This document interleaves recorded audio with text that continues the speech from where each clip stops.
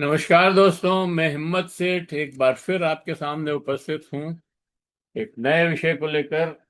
दोस्तों, महावीर समता संदेश YouTube channel से बोल रहे हैं और आपका बहुत बहुत स्वागत है हमारे इस यूट्यूब चैनल पर।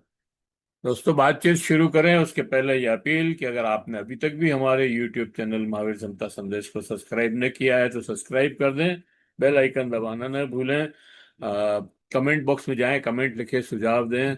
और अगर वीडियो अच्छे लग रहे हैं तो लाइक करें, फॉरवर्ड करें और लोगों को भी भेजें, अपने सोशल ग्रुप्स में डालें। और हमारे वीडियो देखने के लिए आपका बहुत बहुत आभार। दोस्तों, आज बात करेंगे प्रधानमंत्री जी की।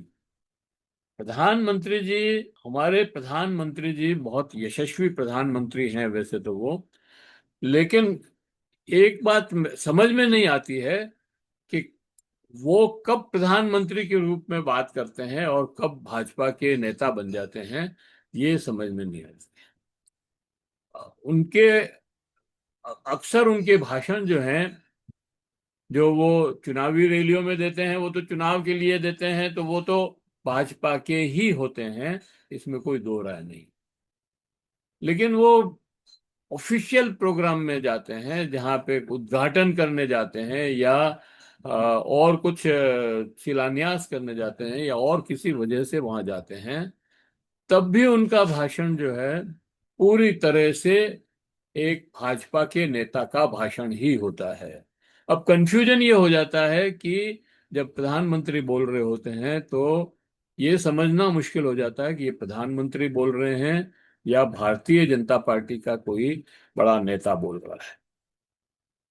और इस कंफ्यूजन के चलते वो हमेशा जब भी कोई बात करते हैं, भाषण देते हैं, तो विपक्षी पार्टियों की जिस जिस सूबे में जाते हैं उस विपक्षी पार्टी को तोड़ने की बात करते हैं, उसको बिखेरने की बात करते हैं। उस और सभी विपक्षी पार्टियां, चाहे वो किसी भी कोई भी विपक्षी पार्टी हो, किसी भी सूबे की हो, प्रधानमंत्री की नजर में वो भ्रष्ट है, वो देशद्रोही है, वो जनता के साथ धोखा करने वाली पार्टी है।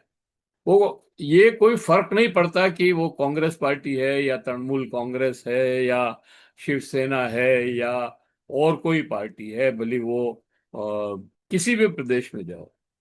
बीजे बीजू पटनायक, मतलब उड़ीसा में जाएंगे तो बीजू पटनायक वहां पर धोखेबाज पार्टी है, जिसने 20 साल राज किया वहां पर, लेकिन फिर भी प्रधानमंत्री कहेंगे ये धोखेबाज है और ये इन्होंने जो है जनता के काम नहीं किए, इन्होंने ये किया वो किया जो भी। तो ये एक बहुत ही मुश्किल बात है। और ये भी कह देंगे कि ये राष्ट्रद्रोही है।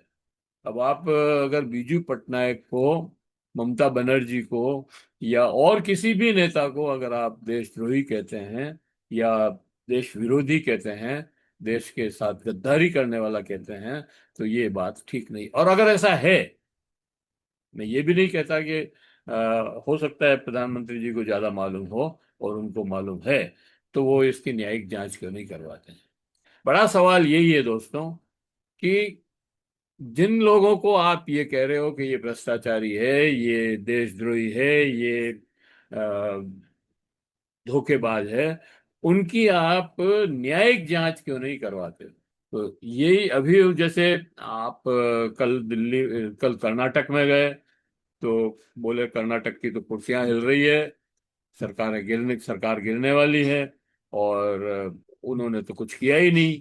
अभी तमिलनाडु में तमिलनाडु में जब जोसेफ विजय को नहीं बुलाया जा रहा था, और क्योंकि वो सबसे बड़ी पार्टी होने के बाद भी उसे नहीं बुलाया जा रहा था और राज्यपाल पे यूं ही अड़ंगा लगा रहे थे कि बहुमत सिद्ध करो, जबकि सकारिया आयोग, सुप्रीम कोर्ट के आदेश, बोमई केस में और कई पारंपरिक उदाहरण, जैसे कर्नाटक में येदुरप्पा की सरकार, जबकि वहां तो इलेक्शन के बाद का जो गठजोड़ था वो उससे बड़ा था, उसके पास बहुमत था, उसको नहीं बुलाया, बड़ी पार्टी को बुलाया। केंद्र में अटल बिहारी वाजपेयी को 13 दिन की सरकार बनाई, उनको बड़ी पार्टी थी इसलिए उनको बुलाया सरकार बनाने के लिए। उस बात अलग है कि सरकार गिर गई।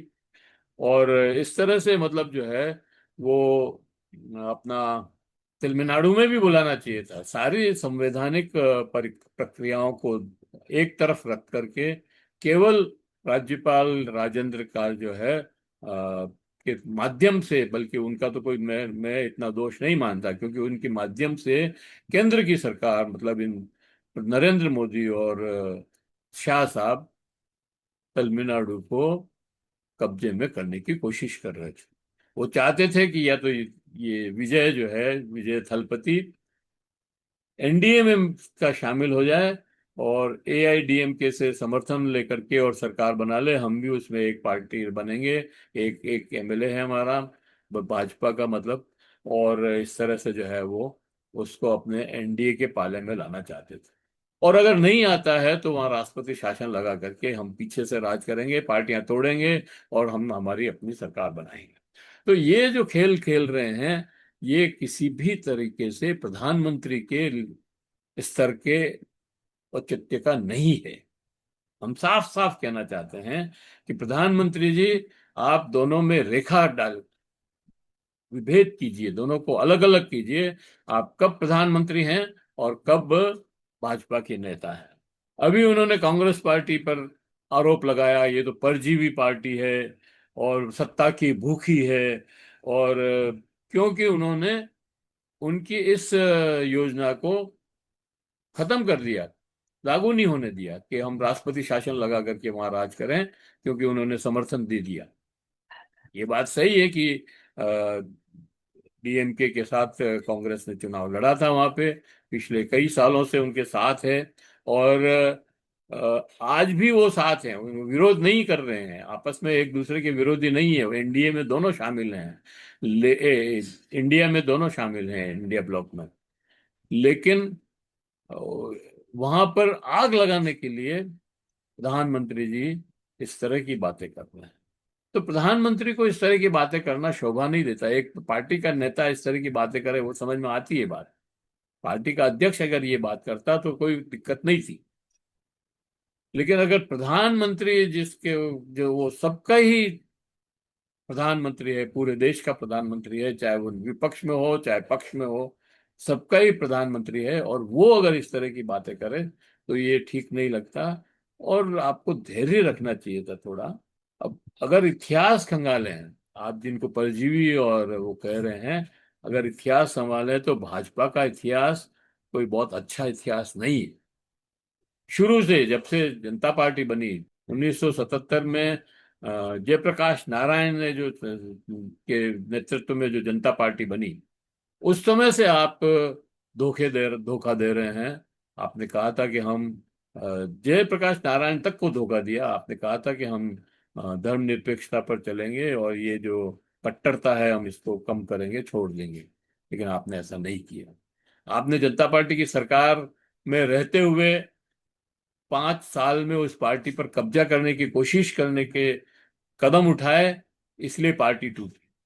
और एक बार नहीं टूटी पार्टी, आपके विपक्ष में रहने के बाद जनता पार्टी जब विपक्ष में आ गई, इंदिरा गांधी जीत गई, सरकार बना ली वहां पर 1980 में, उसके बाद फिर जनता पार्टी टूटी और आरएसएस के मुद्दे पे ही टूटी।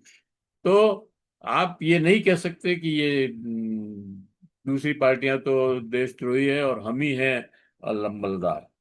आपने आपने ज्यादा पावर हंगर दिखाया। भाजपा ने इतिहास में खंगाले तो ये पता लगता है कि भाजपा ज्यादा पावर हंगर थी। हर जगह उन्होंने इस तरह के बेमेल समझौते किए। जैसे पंजाब में कम्युनिस्ट पार्टी के साथ समझौता करके संयुक्त मोर्चा सरकार में शामिल हुई थी। आप क्यों भूल जाते हैं ये। और हरियाणा में तो कई बार आया राम गया राम आप ही के नेतृत्व में हुआ है। चाहे जदयू हो, अकाली हो, शिवसेना हो, और इसके पहले देखा जाए तो जनता पार्टी हो, सभी में आपने पार्टियां तोड़ी है, सबको धोखा दिया है। और छोटे ब्रदर के रूप में आप उनके साथ संगठन गठबंधन किया और फिर उसको दबोच करके बड़ी पार्टी बन करके आपने उन सबका बार बार तोड़ा, उन सबको छोटा करके उनकी मट्टी पली तोड़ी। अब तेलंगाना और कर्नाटक में कांग्रेस को तोड़ने का काम अब आप कर रहे हैं और खुलेआम आपसे आपसे जुड़ने का ऑफर दे रहे हैं। ये काम एक प्रधानमंत्री को शोभा नहीं देता है। या तो आप अपने भाषण के पहले ये बता दें कि आप भाजपा के नेता के रूप में बोल रहे हैं या भाजपा नेता की तरह या प्रधानमंत्री की तरह। ये आपको बता देना चाहिए कि भाई मैं आज भाषण जो है प्रधानमंत्री की तरह दूंगा, प्रधानमंत्री के रूप में दूंगा, या मैं आज भारतीय जनता पार्टी का नेता होने के नाते दूंगा। आप जिस 8,500 करोड़ के जहाज में देश के अंदर घूमते हैं, वो भी प्रधानमंत्री को के लिए उपलब्ध कराया गया जहाज है। वो कोई भारतीय जनता पार्टी के नेता के लिए नहीं है। अगर आप भारतीय जनता पार्टी के नेता के रूप में जा रहे हैं तो उस जहाज का उपयोग करना भी आपके लिए अनैतिक है। आप माने या ना माने वो एक अलग बात है। और आचार संहिता का, और आप जब उस जहाज को चुनाव में लेके जाते हैं तो ये आचार आचार संहिता का भी उल्लंघन माना जाना चाहिए। क्योंकि चुनाव आयोग, मुख्य चुनाव आयोग आपकी कठपुतली है, आपके अंगूठे के नीचे है, आपके एहसानों से दबा है, इसलिए वो कोई कार्रवाई नहीं करता। तो ये उसकी भी गलती है, वो भी अपने लेवल पर अनैतिक काम कर रहा है। बंगाल जीतने के लिए जिस तरह से आपने केंद्रीय एजेंसियों और संवैधानिक संस्थाओं का उपयोग किया, वो हतप्रभ कर देने वाला है। वोटर लिस्ट से निकालकर अलग करके चुनाव करवाना सिद्ध करता है, लाखों वोटों को वोटर लिस्ट से निकाल करके वोट करवाना, चुनाव करवाना सिद्ध करता है कि आपका लोकतंत्र में कोई विश्वास नहीं है। आपको एक वोट की कोई कीमत नहीं है। आप लाखों वोट की कीमत नहीं है तो एक वोट की क्या कीमत हो सकती है। 2.5 लाख अर्धसैनिक बलों के को वहां भेज करके और पूरी छावनी बना करके चुनाव के अंदर को केंद्रों को और आपने चुनाव करवाया। इससे ही साफ जाहिर है कि आप किस तरह का लोकतंत्र चाहते हैं। 2.5 लाख लोगों, 2.5 लाख अर्धबल सैनिकों के रहते हुए भी वहां पर जो हिंसा का तांडव हुआ, उसके लिए कौन जिम्मेदार है। क्योंकि ज्ञानेश कुमार के हाथ में थी सत्ता, तो उस समय चुनाव आयोग के पास थी सारी सत्ता, कोई मुख्यमंत्री के हाथ में नहीं थी। मुख्यमंत्री तो खुद पिटी गई बेचारी, और बंगाल की पुलिस भी उसके साथ शामिल थी। 2.5 लाख अर्ध बल, अर्ध सुरक्षा बल और पंजाब, बंगाल की पुलिस भी उन हत्याओं को नहीं रोक पा रहे, मतलब उन हिंसा की घटनाओं को नहीं रोक पा रहे हैं। इसका मतलब ये है कि सरकार हिंसा को नहीं रोकना चाहती है। बंगाल को भी वो मणिपुर के रास्ते पर ले जाना चाहती है। हम ये खैर हम तो ये कहना चाहते थे कि प्रधानमंत्री जी अपनी जो दो भूमिकाएं उनकी है, वो उनको अलग अलग करके लोगों के सामने रखे तो हमको ज्यादा ठीक लगेगा। नहीं तो एक भ्रम की स्थिति पैदा हो जाती है। जय हिंद, जय भारत। मिलते हैं फिर किसी और वीडियो के साथ। आपको ये वीडियो कैसा लगा हमें कमेंट बॉक्स में बताएं। और वीडियो अच्छे लग रहे हो तो लाइक करें, फॉरवर्ड करें, और लोगों को भेजें। और अगर अभी तक भी आपने हमारी यूट्यूब चैनल महावीर समता संदेश को सब्सक्राइब न किया है तो सब्सक्राइब कर लें, बेल आइकन दबाना न भूलें। दोस्तों, ये जो सब्सक्राइब करने के लिए हम बार बार कहते हैं, आपको लाइक करने के लिए बार बार कहते हैं, इसी से हमारा उत्साह बढ़ता है और हम सही बात कहने के लिए हिम्मत कर पाते हैं। तो हमारी हिम्मत को बनाए रखें, हमारे उत्साह को बनाए रखें, उसके लिए आप बार बार लाइक करें और सब्सक्राइब करें। जय हिंद, जय भारत। मिलते हैं फिर किसी और वीडियो के साथ।